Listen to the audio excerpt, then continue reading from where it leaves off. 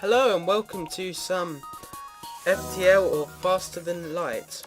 So I've played a bit of this already and I've unlocked a couple of other ships, but I'm going to start with the default ship you get and I'm going to play on normal. So we're going to rename our ship to, let's see, we will call it FTL Driver. Yeah, there you go, enter. So we've got a crew here, we've got Aka, Lang and Jack. So this person can be called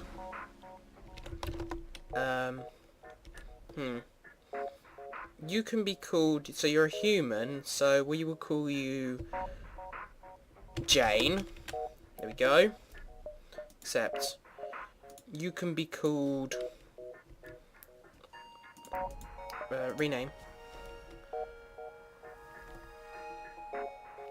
Kevin, I don't know, we'll just say that's Kevin McKevin,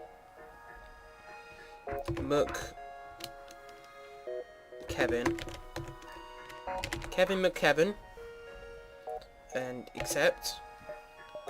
We will now Jack can stay as Jack because he can keep his identity. So let's start. The data you carry is vital to the remaining federal fleet. You'll need supplies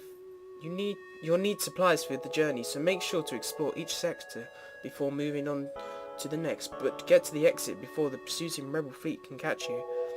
Tip: ionic weapons, depower systems. Yeah. Okay. So basically, this game is you're a pilot. Well, you control a whole ship, and you've got to basically get to as much as you can and then take out a rebel fleet which is aiming for the main ship. So you've got options down here of what you can put powers, there is a name for it if you go under ship. Yeah, it's power bars for the reactors, so you can buy them with the scrap, what you can collect from destroying other ships and just finding it in space, and you can put it onto certain certain sections within your ship. So we've got shields, which has already got 2 on by default. We've got the engines, which has got 1 on by default. Medbay, which heals, so this is the medbay, and it heals your crew if they have been injured by, explosions happening in your ship or an alien's coming down and attacking you. The ship will allow you to jump, and it will charge up faster the more points you have on it. And we've got, we've got Kevin here controlling the engines, and if you've got someone running it as well, it will also speed up the charge of the FTL drive. We've got oxygen, which stops them from dying, and we have this weapon, so it's got our weapons here. So if we put our points onto weapons, all of them on weapons, so we have both our Artemis and the burst laser. So if we put them on auto fire, so when we end up clicking it, it will fire constantly on that instead. We've also got Jane at the wheel driving. She will basically, if we have someone there, it will increase our dodginess from getting hit by missiles. Currently it's 15%, but it's not well upgraded. You can also put points on the what's it called, the ship main driving thing, piloting, and that will increase the invadiness of being hit. The sensors allow you to see inside enemy ships and what's in your ship, and I think there's something else they can do, I'm not sure. And this is doors, so you can open them manually, like so. So basically we'll jump to it. There's a distress call here, so we might as well just go straight to that. As you go, you lose one of these, which is, hang on. You locate a nearby human mining colony where an unknown disease has spread. Virtually, they are setting up a quarantine to contain it, but a riot has broken out. We'll send a crew member in. Oh no, we lost Jack. Oh. So with the invisible threat of your weapons, the infected becomes subdued enough for you to set a roboting quarantine. However, before you leave, one of your crew presents signs of the infection. You have no choice but to leave them on the station in hopes that they discover a cure quickly. You leave before more crews scumble. Oh, so we've lost Jack, so we have no one working weapons anymore. It's upsetting.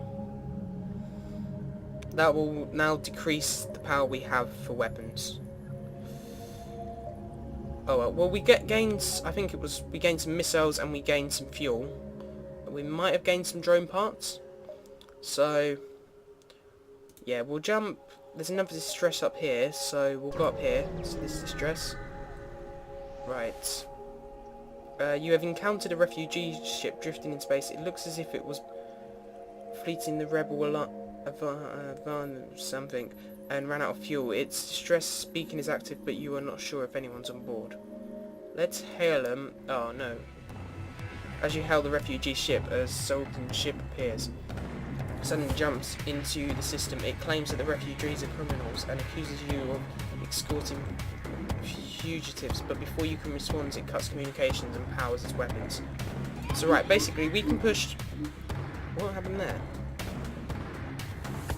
Okay, I think Kevin's become insane due to something. Oh, it's this thing here. It's due to this power thing that the ship has. So we can push space to pause it, and it allows us to, so we can collect the laser, and we will shoot the laser at shields. We will also shoot our rockets at shields to get down their shields, and then we can just aim for the weapons next, maybe, I don't know.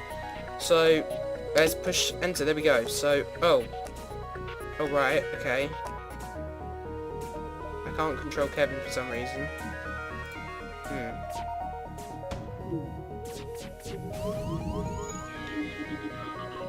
So there, we've destroyed their first layer of the shield. Oh, Kevin's back to normal. Okay, Kevin. Right, go and fix the engines. Why aren't you controlling... What?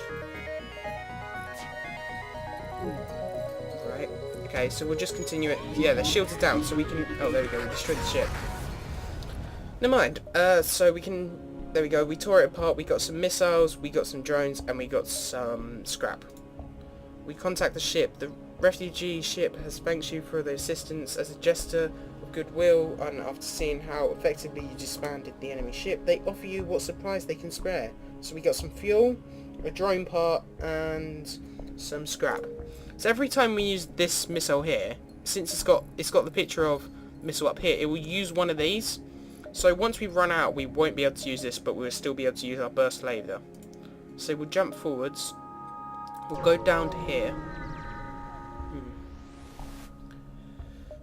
You arrive to what appears to be a colonized moon. However, scans show it has been abandoned. You also detect an abandoned beacon station near the beacon. Move in to examine the station. As you approach, it becomes clear that the station is simply an empty shell. It's been stripped of useful materials long ago. Oh. We'll continue. So we'll jump to this distress down here. Right. It appears the distress beacon is coming from the surface of a nearby moon. Your senses are picking up a single life form. Go down and surface. You find a man living alone in a cave. From the appearance of his wrecked ship, it seems he has been here for many years. He looks healthy, but his mental state is questionable. We'll bring him back. It seems he's worse in health than we first thought. He's collapsed on the trip up to the ship. It doesn't look like he's going to make it. Oh well. So we'll go up to the store over here, and we can now buy or sell some stuff. So we don't really have anything to sell, but we could buy... Can we buy any weapons? No. We could fix our ship, or we could... Oh, we can't even buy anything really. We can buy some drones perhaps, and then I don't know. So I think we'll buy some more fuel, and we'll buy some missiles. 10 missiles, there we go. Backup battery fuzz. Ooh. So yeah, we'll leave it at that, and we'll jump back down to where the distress was, and then go forwards to avoid the rebel fleet. Right, because of the war, thousands of colonizations have had their supplies lines disturbed and found themselves in dire strait. It seems in system the rebels are sympathetic and are distributing what little supplies they can spare. Wait until the supplies from the civilians attack the rebels. So the rebels are sympathetic and are distributing what they can spare. So the rebels don't seem to be doing any harm, so we'll leave them be. So we need to get to the exit up here.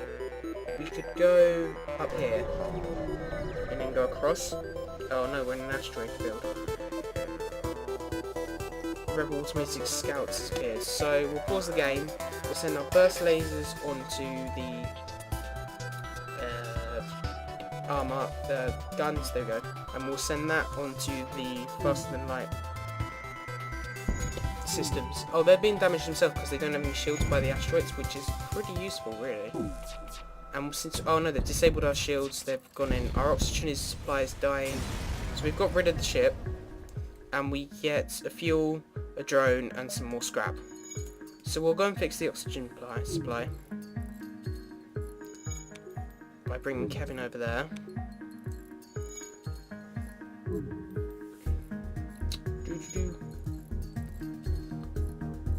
We will now send him down to here.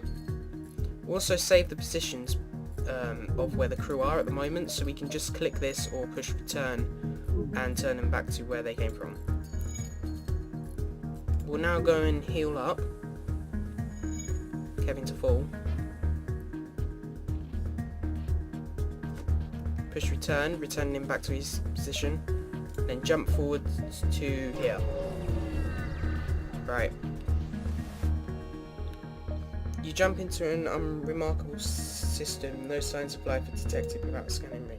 So there's nothing here, so we'll just go to the exit then. What appears to be at the exit. You arrive at a long-range beacon for the faster and light. FTL drive is... hang on, wasn't that the name of our ship? It's charging... charge, so you can jump to the next... so we can sell drone parts from some scrap. So we're not really using drones, so we'll sell it for as much scrap as we can. It's a good idea. So we can now go into the ship and we can buy more equipment. Well, not equipment. More upgrades for our ship. So we can improve... So we'll buy a power bar.